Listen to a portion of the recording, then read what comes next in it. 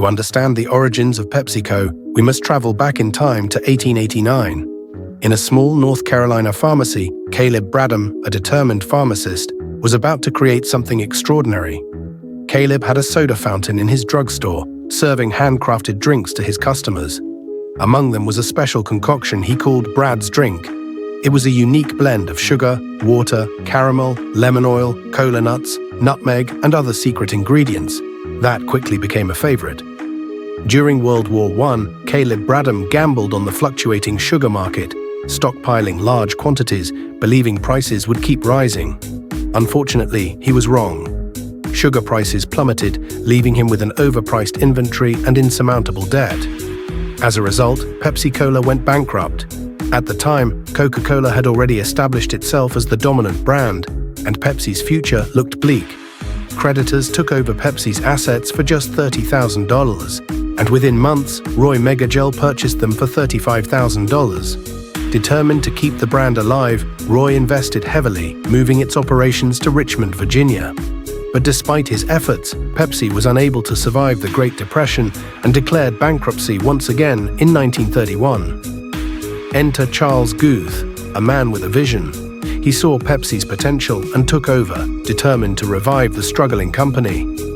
His first move: reformulating the drink to enhance its taste.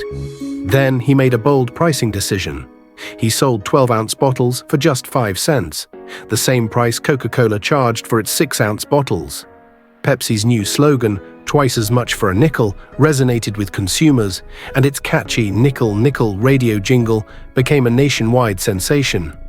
It was so effective that it was eventually translated into 55 languages and ranked among the greatest ads of the 20th century.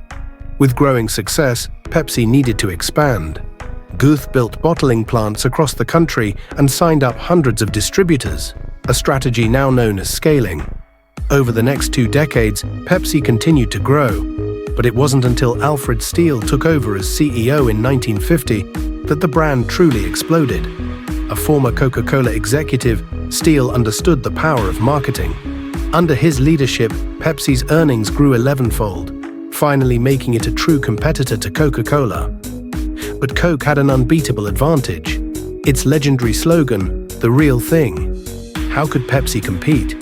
The answer lay in a new generation. In the early 1960s, Pepsi rebranded itself as the choice for young people, launching the Pepsi Generation campaign. The strategy worked, and by the end of the decade, Pepsi had cut Coke's lead in half. Pepsi didn't stop innovating. In 1964, it introduced Diet Pepsi, becoming the first national cola brand to offer a zero-calorie option. That same year, it acquired Mountain Dew.